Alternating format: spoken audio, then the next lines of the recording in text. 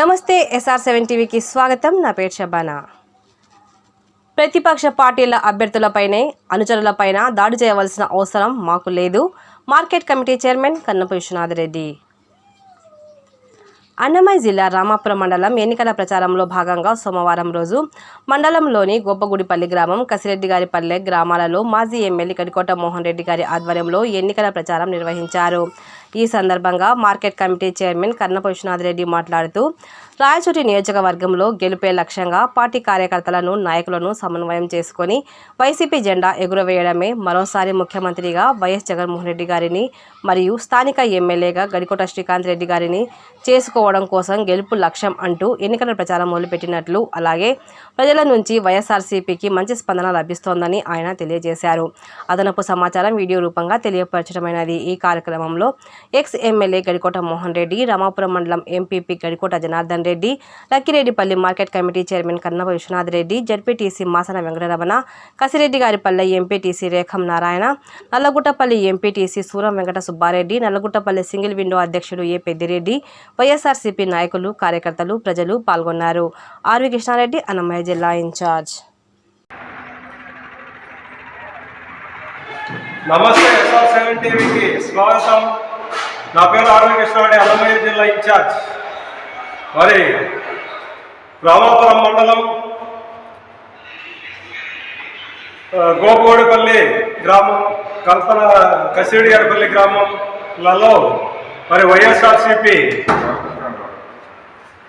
తరపున ఈరోజు ప్రచారం నిర్వహించడం జరిగింది. ఆ ప్రచారంలో ప్రజల నుంచి ఎలా స్పందన ఉన్నది, అలాగే ప్రజలు ఎలా స్వాగతిస్తున్నారు అనే దానిపైన ఒక సమాచారాన్ని మన Lakkedipalli market committee chairman Kannapu Vishwanath Reddy గారితో సమాచారాన్ని తీసుకుందాం. నమస్తేనా? నమస్తేనా.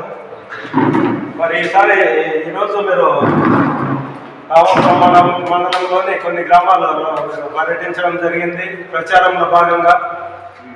అలాగే మరి ప్రజల నుంచి ఎలా ఉంది స్పందన, ఎలా స్వాగతిస్తున్నారు అనేది ఒక సమాచారం ఇవ్వాలి. ఈవేళ మా వైఎస్ఆర్సీపీ కార్యకర్తలు, ఎంపీటీసీ సర్పంచులు, సీనియర్ ప్రెసిడెంట్లు, మా ఎక్స్ఎమ్మెల్యే మోహన్ రెడ్డి ఆధ్వర్యంలో గోపూర్పల్లి గ్రామంలో 400 మందితో ముమ్మరంగా ప్రచారం చేయడం. ఏ ఇంటింటికి పోయినా, ఏ గడప గడపకు పోయినా మా జగన్మోహన్ రెడ్డి చేసిన సంక్షేమ పథకాలు మాకు బ్రహ్మరథం పెడుతున్నారు. అదేవిధంగా స్వచ్ఛందంగా కార్యకర్తలు ఒకరికి ఒకరు తోడుగా ఇచ్చి మాకు మేలు చేసింటేనే మా జగన్మోహన్ రెడ్డికి ఓట్లు స్వచ్ఛంగా అడిగే హక్కు మాకుంది. అది ఏ పార్టీ, ఏ ప్రతిపక్ష పార్టీలో కూడా మేము ఈ ప్రకారం మేలు చేసినాము, మాకు ఓటు ఏంటంటే ధైర్యాన్ని చెప్పే ప్రతిపక్షానికి లేదు, ఒక జగన్మోహన్ రెడ్డికే ఉంది.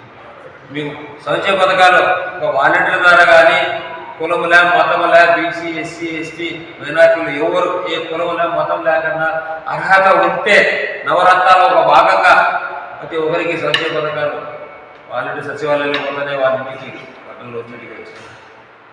ఏ రాజకీయంలో లేకుండా ప్రజలలో ఆ లీడర్ ఇట్ట, ఈ లీడర్ ఇట్ట, ఇంటికాడికి పోయి ఆ లీడర్ నడుపుకోవాల్సిన అవసరం లేకుండా ప్రజలకు సంక్షేమ పథకాలు వాళ్ళ ఇంటికే వచ్చేట్టుగా, ఎందుకు ఉంటే వాళ్ళ ఇంటికే వచ్చేట్టుగా మా జగన్మోహన్ పెట్టాడు. కాబట్టి ఆయన మంచితనాన్ని చూసి మా ప్రజలు 99% నెరవేర్చాడు.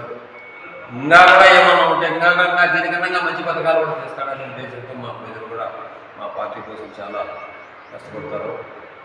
ఇంకా అదేవిధంగా ఈవేళ గురుకుల గ్రామంలో ప్రచారం చేశాము. మేము 10 రోజులు క్యాంపెయిన్ చేస్తున్నాము, ప్రతి ఒక్క గ్రామంలో చూస్తున్నాము. అదే టీడీపీ వాళ్ళు మేము ఫలాన్ని చేసినాము, మాకు ఓటేయండి, మేము న్యాయం చేసింటే మాకు ఓటేయండి అని వాళ్ళు అర్హత విచారం కూడా లేదు. ఎందుకంటే మా జగన్మోహన్ రెడ్డి నీకు అర్హత ఉంటే ప్రతి ఒక్కరికి కూడా ఏ లీడర్ దగ్గరికి కూడా పోకుండా బట్టలు ఎలిజిబుల్ అంటే ఎలిజిబుల్ చేసినాడు. అదే టీడీపీలో మేము ఫలాన్ని మేము చేసినాము అని చెప్పేదానికి వాళ్ళకైతే లేదు. ఒక పెన్షన్ కావాలంటే ఒకరు చనిపోతే మనం తిరిగి రెండోవాడు, ఆ చనిపోయిన వ్యక్తిగా చనిపోయిన తర్వాత రెండోవాడు పోయి బూత్ కమిటీ నెంబర్లో లీడర్ల దగ్గర పోయి అక్కడ పోయి కూర్చొని టిక్కులు వేయించుకుని చేసిన ప్రభుత్వం తెలుగుదేశం ప్రభుత్వం. మా ప్రభుత్వంలో అట్లేదు. ఆధార్ కార్డు తీసుకొని పోయి వాలంటీర్లో ఎలిజిబుల్ అయితే ఎలిజిబుల్, ఎవరే కానీ ఏ లీడర్ రికమెండ్ చేయకుండా మా జగన్మోహన్ రెడ్డి ఆ సంక్షేమ పథకాలు పెట్టడానికి వచ్చి మేము 175 సీట్లు కూడా గెలిచగలమని సభలో చెప్పారు. ఇప్పుడు టీడీపీ వాళ్ళు కొత్తగా మేనిఫెస్టో కూడా ప్రవేశపెట్టడం జరిగింది, సూపర్ 6 అని. ఆ పథకాల వల్ల ఏమైనా కొంచెం వైఎస్ఆర్సీపీకి ఏదైనా గండి కొట్టే అవకాశం ఉంటుందా? 2009లో చంద్రబాబు నాయుడు చెప్పినట్టు ఆయన సీఎం 14 ఏళ్ళు సీఎంగా చేసిన రోజుల్లో ఉన్నాయి.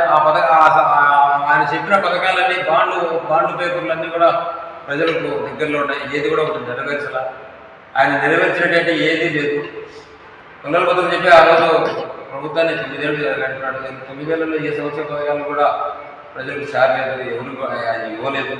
అదే మా జగన్మోహన్ రెడ్డి చెప్పినది కన్నాగా ఎక్కువ చేసి చూపించాడు. కాబట్టి ఆ తెలుగుదేశం వాళ్ళు ఇన్ని కాదు ఇంకా ఎన్ని చెప్పినా కానీ మా ప్రజలు నమ్మేట్టుగా అయితే ఇప్పుడున్న పథకాలతోనే ప్రజల్లోకి వెళ్తారా, కొత్తగా ఏదైనా ప్రణాళిక సృష్టించుకుంటారు? దీనికన్నా మంచి పథకాలు కూడా మా జగన్మోహన్ రెడ్డి కానీ చెప్పకపోయినా చేసి చూపిస్తాడు అనేది మా అందరూ ఆశ. ప్రజలు కూడా అదే ఆశతో ఉన్నారు. ఇంకా దీనికన్నా ఇంకా ఎక్కువ పథకాలతో కూడా ముందుకు వెళ్తాడు. ముందు నవరత్నాలు అన్నాడే కానీ నవరత్నాలు కూడా కాదు కదా, ఇవాళ ఎన్నెన్నో రకాలుగా చేసి చూపించాడు. కానీ మా నాయకుడు చేసి చూపిస్తాడు కానీ ముందు అయితే చెప్పదు. చంద్రబాబు నాయుడు గారు అది చెప్పి ఇది చెప్పి దీనికి ఇది లేదు అది లేదు అని చేసి పద్ధతులు అయితే మా లీడర్కి లేదు. 9 ఏళ్ళు ముఖ్యమంత్రిగా ఏమి చేసినావు? అదే ఈవేళ BJP leader Kiran Kumar Reddy Rajampet parliamentary అభ్యర్థిగా ఈరోజు ఎంపీకి పోటీ చేస్తున్నాడు. మా మిదిరెడ్డి ఆంధ్రప్రదేశ్ని ఎడగొట్టేప్పుడు నువ్వు సీఎంగా ఉన్నావు, కాంగ్రెస్ గవర్నమెంట్ ఉన్నావు. ఏమి ఆంధ్రప్రదేశ్లో ఈరోజు కిరణ్ కుమార్ రెడ్డి కానీ కాంగ్రెస్ వాళ్ళు కానీ బీజేపీలు కానీ కాంగ్రెస్ వాళ్ళు కానీ ఈవేళ ఓటు అడిగే అర్హత అయితే లేదు. సభాముఖంగా చెప్తున్నా. ఎందుకంటే అదే కిరణ్ కుమార్ రెడ్డి సీఎంగా ఉన్నాడు. ఆ రోజు మన రాష్ట్రాన్ని ఎడదీయకుండా ఉండేటే ఈవేళ కాంగ్రెస్ గవర్నమెంట్ కానీ బీజేపీ వాళ్ళకి కానీ స్వాగతించింది. మన రాష్ట్రాన్ని అప్పులు పాలు చేసి 50 ఏళ్ళ రాజధాని హైదరాబాద్ను ఈవేళ మనం తీసి తల్లి బిడ్డలు ఎడదీసిన మాదిరి ఎడదీసిన కిరణ్ కుమార్ రెడ్డి ఈవేళ బీజేపీకి రాజంపేట పార్లమెంట్లో పోటీ చేస్తున్నాడు. కానీ అతనికి నేను ఒకటే సూటిగా చెప్తున్నాను, ఆ వేళ నువ్వు సీఎంగా ఉన్నప్పుడు అదే సోనియా గాంధీ దగ్గరికి పోయి అమ్మ ఆంధ్రప్రదేశ్ ఎడదీస్తే మనం రేపు ఆంధ్రప్రదేశ్లో మనం ఓట్లు అడిగే అర్హత మనం ఉండదు అని నువ్వు ఎందుకు చెప్పలేకపోయినామని నేను సభాముఖంగా చెప్తున్నాను. మా శరీరంలో కూడా చెప్తున్నాను. ఈవేళ కాంగ్రెస్ ఆ రోజు శరీరంలో కానీ ఇంకొక కాంగ్రెస్ లీడర్లు కానీ పార్టీని తీసినప్పుడు ఆ రోజు ఏం చేస్తున్నారు? రాష్ట్రాన్ని ఎడదీసినప్పుడు ఏం చేస్తున్నారు? మరి మనం 50 ఏళ్ల చరిత్రను హైదరాబాద్ను వదిలేసి ఈరోజు మనం విజయవాడకు తీసేసి వాళ్ళు పక్కకు వస్తే ఏ వనరులు లేకపోతే ఏమి చేయగలరు అనేది కనీసం ప్రత్యేక హోదా ఇచ్చి కొంచెం డెవలప్మెంట్ కన్నా ఇండియాకైనా ఇస్తే చేయలే.